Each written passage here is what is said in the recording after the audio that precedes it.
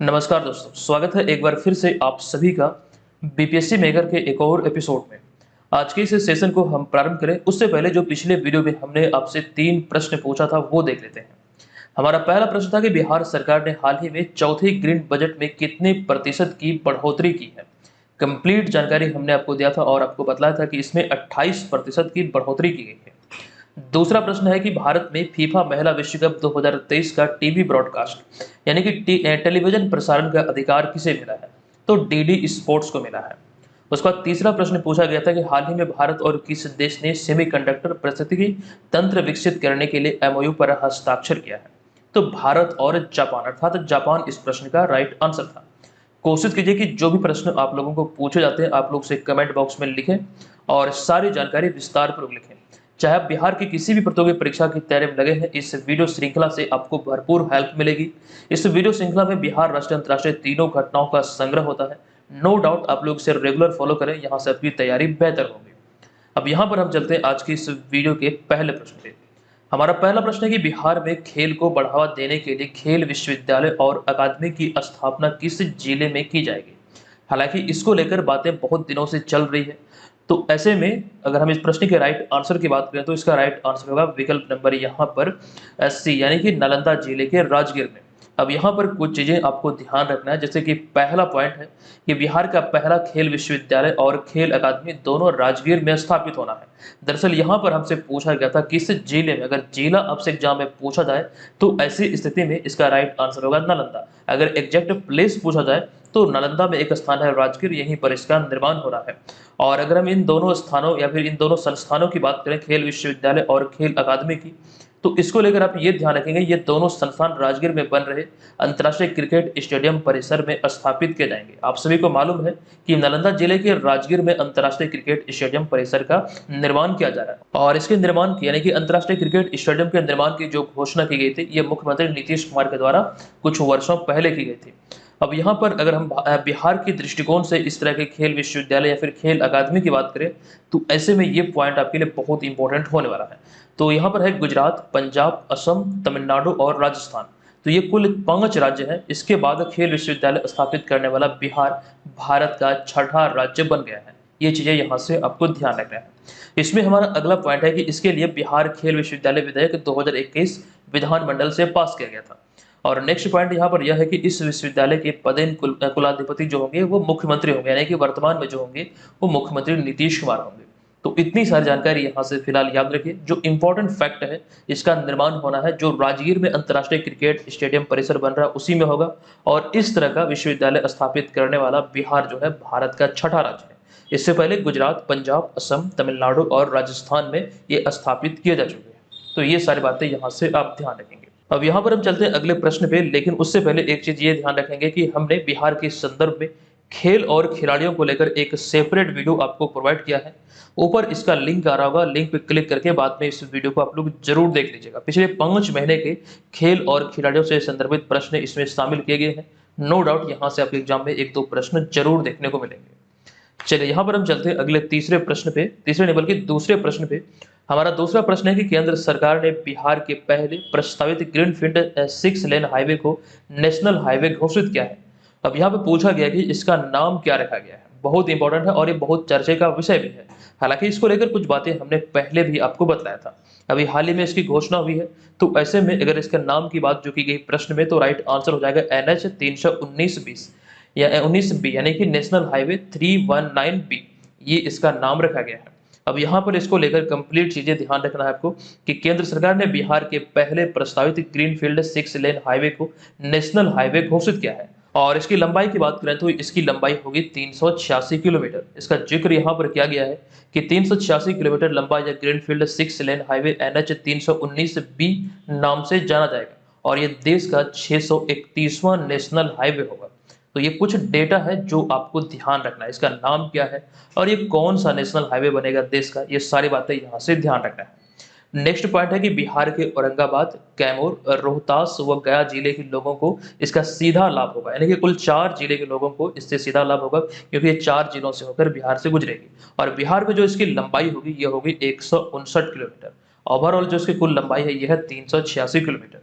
अब इस national highway की अगर हम रूट की बात करें तो ये पॉइंट आप ध्यान रखेंगे, यह उत्तर प्रदेश, बिहार, झारखंड होते हुए कोलकाता अर्थात पश्चिम बंगाल के निकट एक स्थान है बगदान, जो कि कोलकाता चेन्नई गोल्डन क्वाड्रिलेटरल तक ये जाएगी। और यहाँ पर आप ये चीजें ध्यान रखेंगे, ये जो राज्यों को कवर करेगी, कुल 4 राज्यों को कवर करेगी।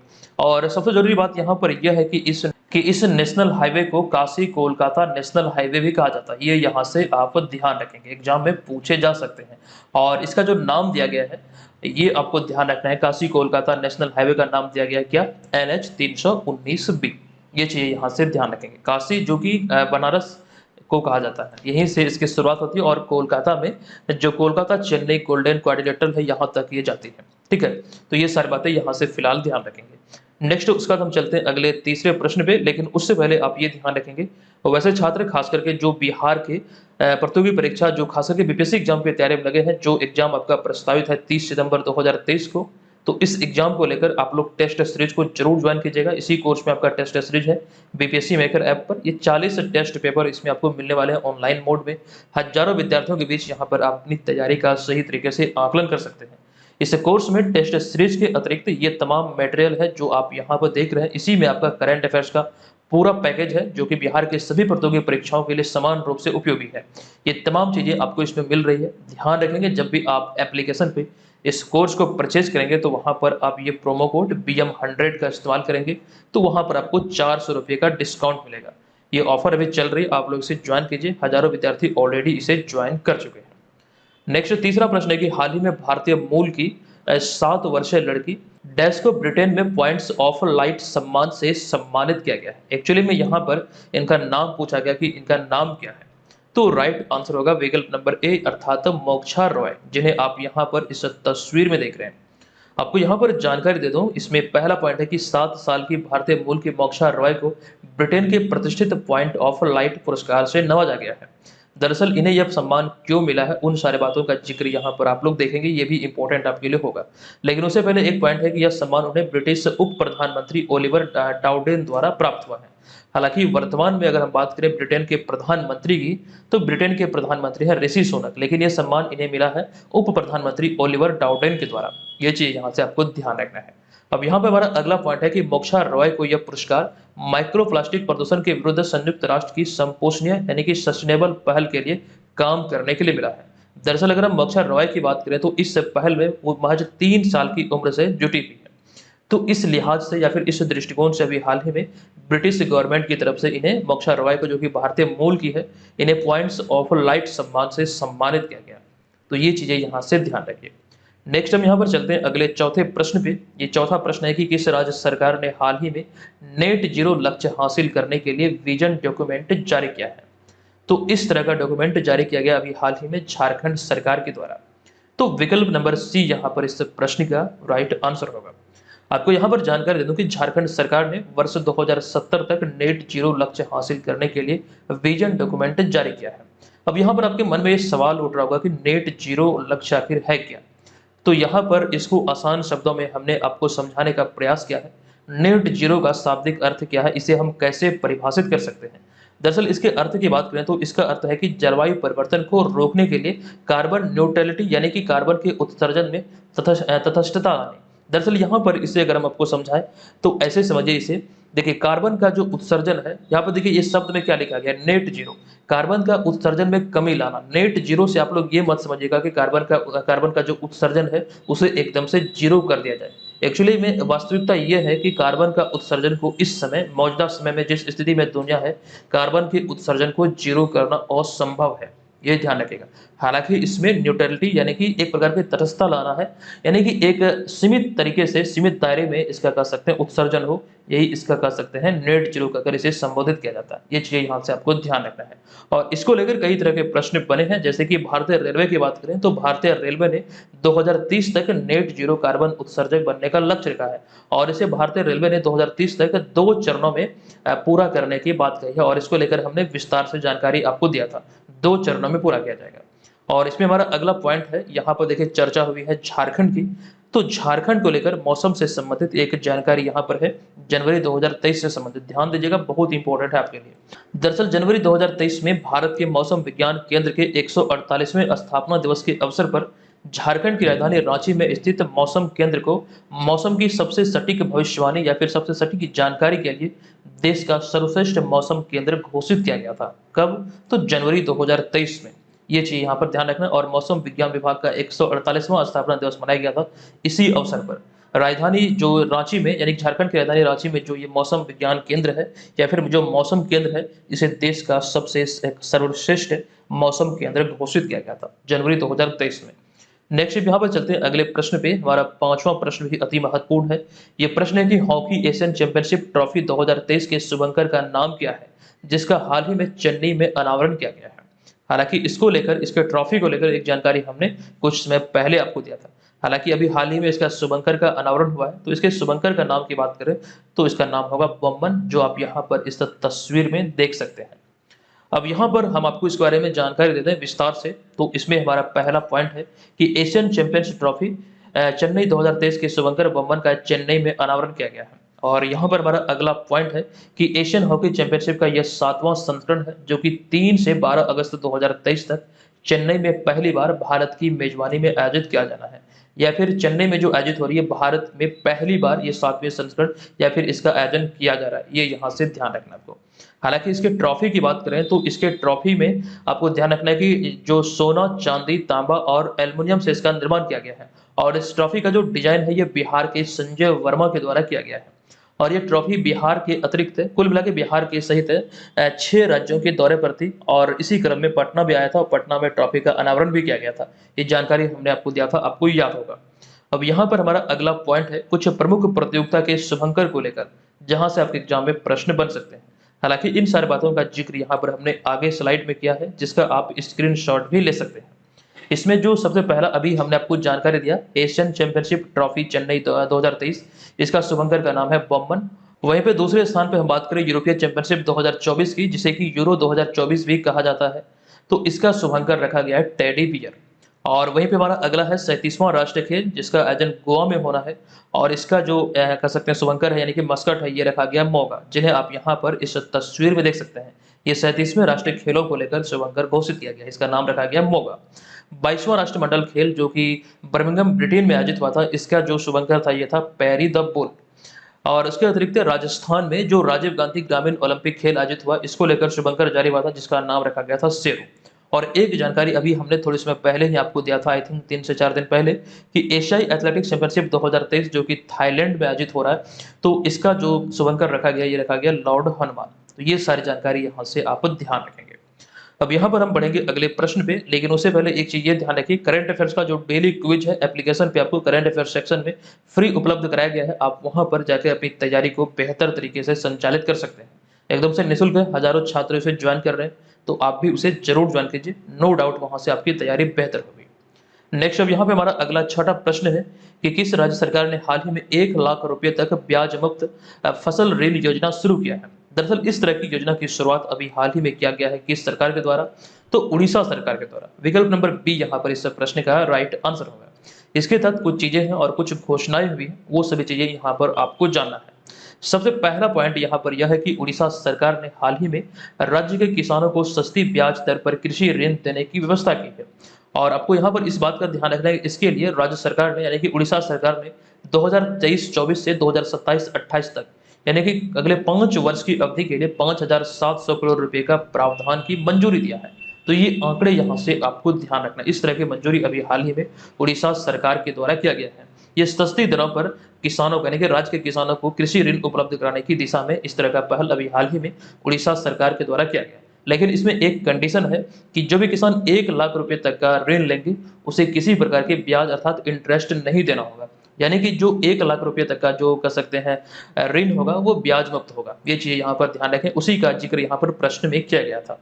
अब यहाँ पे हमारा अगला पॉइंट उड़ीसा से संबंधित है कि 4 से 14 मई 2023 तक उड़ीसा के बिरसा मुंडा हॉकी स्टेडियम में 13वीं हॉकी इंडिया सब जूनियर महिला राष्ट्रीय चैंपियनशिप 2023 का आयोजन किया गया था। और ये प्रतियोगिता आपके एग्जाम के दृष्टिकोण से बहुत इंपॉर्टेंट है।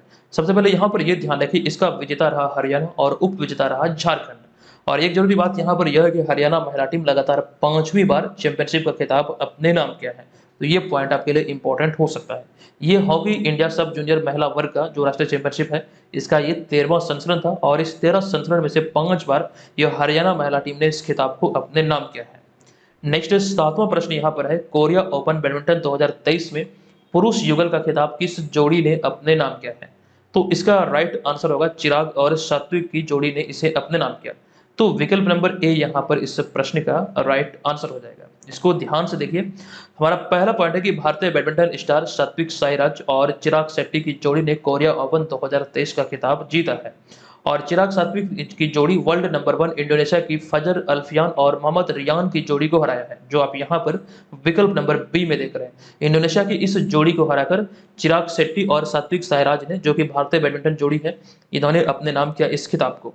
ऐसे में ये जानकारी यहाँ पर ध्यान रखेंगे, इस तरह से ये जोड़ी भारत की ये खिताब को जीतने वाली पहली जोड़ी बनी है। हालांकि यहाँ पर इसका जिक्र भी किया गया कि कोरिया ओपन बैडमिंटन टूर्नामेंट का जो आयोजन है ये पहली बार 1991 में हुआ था और चिराग सात्विक की जोड़ी यह खिताब जीतने वाली पहली भारतीय जोड़ी बनी है। यहाँ पर हम भारतीय जोड़ी की बात कर रहे हैं, तो चिराग शेट्टी और सात्विक साईराज की जो जोड़ी है, ये कोरिया ओपन बैडमिंटन जो प्रतियोगिता है ये जीतने वाली पहली जोड़ी बनी है। हालांकि सिंगल में भारत को पहले ही एक खिताब मिल चुका है 2017 में, उसी का जिक्र यहाँ पर किया गया कि 2017 में पीवी सिंधु ने विमेन्स सिंगल का खिताब जीता था और कोरिया ओपन का खिताब जीतने वाले सिंगल्स में पहली भारतीय शटलर बनी थी पीवी सिंधु वर्ष 2017 में। ये यहाँ पर ध्यान रखेंगे। नेक्स्ट हम चलते हैं अगले 8वें प्रश्न पे। ये प्रश्न है कि 24 जुलाई 2023 को लाइफ टाइम अचीवमेंट के लिए राष्ट्रीय भूविज्ञान पुरस्कार 2022 से किसे सम्मानित किया गया? तो इस प्रश्न का हमारा राइट आंसर होगा विकल्प नंबर यहाँ पर ए, यानी कि डॉक्टर ओम नारायण भार्गव। विकल्प नंबर ए यहाँ पर इस प्रश्न का राइट आंसर होगा। आपको जानकारी दे दूं कि राष्ट्रपति श्रीमती द्रौपदी मुर्मू द्वारा 24 जुलाई 2023 को राष्ट्रपति भवन के सांस्कृतिक केंद्र में प्रतिष्ठित राष्ट्रीय भूविज्ञान पुरस्कार 2022 प्रदान किया गया और इसके तहत जो पुरस्कार प्रदान किए गए हैं, इसमें पहला पॉइंट है कि पंजाब विश्वविद्यालय चंडीगढ़ के भूविज्ञान विभाग के मानद प्रोफेसर डॉक्टर ओम नारायण भार्गव को लाइफ टाइम अचीवमेंट के लिए राष्ट्रीय भूविज्ञान पुरस्कार 2022 से प्रदान किया गया। ये 2022 वाला संस्करण है, ये यहाँ पर आपको ध्यान रखना है। 24 जुलाई 2023 को यह पुरस्कार उन्हें प्रदान किया गया। इसके अतिरिक्त एक और जानकारी इसी में है कि इसके अतिरिक्त बनारस हिंदू विश्वविद्यालय वाराणसी के भूविज्ञान विभाग के सहायक प्रोफेसर डॉक्टर अमिया कुमार शामल को राष्ट्रीय युवा भूविज्ञान पुरस्कार 2022 से सम्मानित किया गया। तो दोनों यहाँ से आप ध्यान में रखेंगे। और वहीं पे बात करें राष्ट्रपति द्रौपदी मुर्मू की, तो राष्ट्रपति द्रौपदी मुर्मू भारत की 15वीं राष्ट्रपति हैं इस समय, ये चीज यहाँ पर ध्यान रखेंगे। हालांकि महिला राष्ट्रपति की दृष्टिकोण देखें तो दूसरी है। और वहीं पर अगर हम बात करें आदिवासी समुदाय से, तो आदिवासी समुदाय से पहली महिला राष्ट्रपति हैं द्रौपदी मुर्मू। इसको लेकर एक सेपरेट वीडियो में सारी जानकारी हमने आपको दिया था।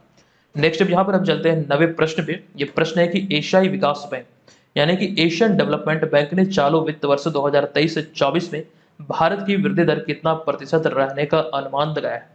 तो इसका राइट आंसर होगा यहाँ पर विकल्प नंबर ए, यानी कि 6.4% रहने का आकलन किया है। अब यहाँ पर आप ये ध्यान रखेंगे, एशियाई विकास बैंक अर्थात एशियन डेवलपमेंट बैंक ने भारत की आर्थिक वृद्धि दर के अनुमान को 6.4% रहने का आकलन किया है। हालांकि अगले वित्त वर्ष के लिए यानी कि 2024-25 के लिए 6.7% पर इसे बरकरार रखा गया है।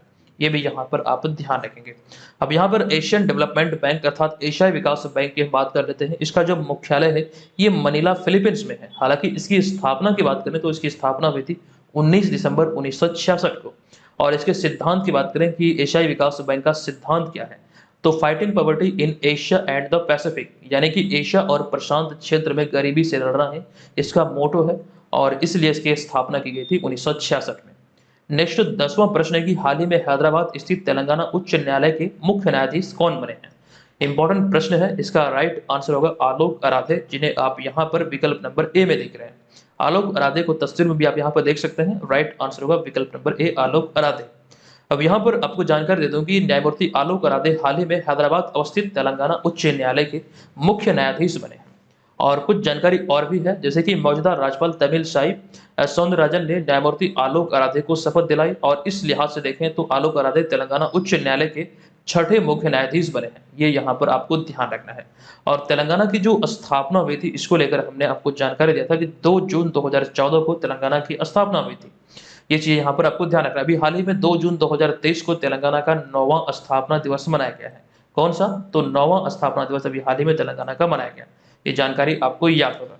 अब यहाँ पर बिहार के दृष्टिकोण से हम चीज़ों को देख लेते हैं। जैसे कि बिहार की बात करें तो वर्तमान में जो बिहार के 44वें मुख्य न्यायाधीश है, ये है कृष्णन विनोद चंद्रन और उन्होंने संजय करोल का स्थान लिया है। ये चीज़ें यहाँ पर आप ध्यान रखेंगे।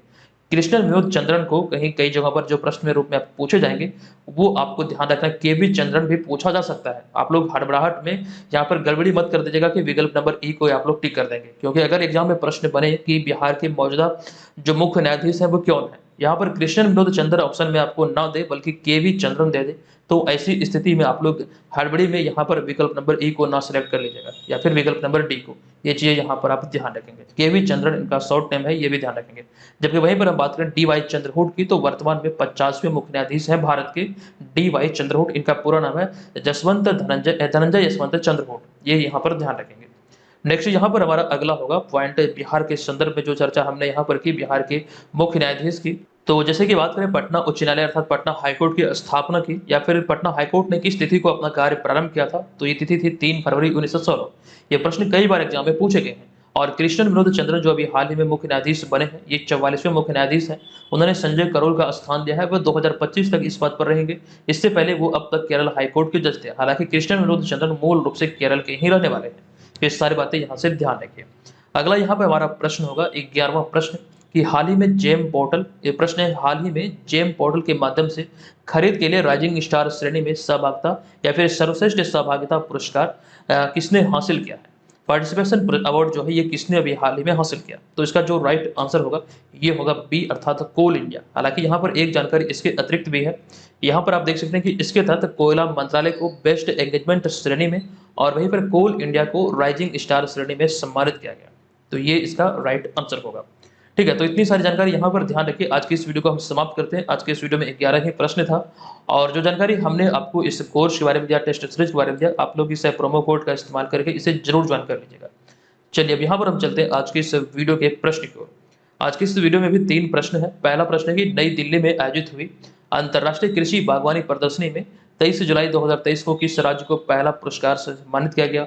दूसरा प्रश्न है कि आईसीसी एक दिवसीय क्रिकेट विश्व कप 2023 के लिए किसे ब्रांड एम्बेसडर बनाया गया है? और तीसरा प्रश्न है केविन मिटनिक जिनका हाल ही में निधन हुआ है, बताएं वे कौन थे? ये सारे प्रश्नों की जानकारी विस्तार पूर्वक आपको दी गई है। कमेंट बॉक्स में जाइए और वहां पर सारी जानकारी विस्तार पूर्वक लिखिए। और ये वीडियो आपको कैसा लगा कृपया आप लोग कमेंट बॉक्स में जरूर बताइए। और अगर आप चैनल पर पहली बार विजिट किया तो चैनल को जरूर सब्सक्राइब करके हमें सपोर्ट जरूर कीजिए। चलिए मिलते हैं नेक्स्ट वीडियो में, तब तक के लिए धन्यवाद। जय हिंद।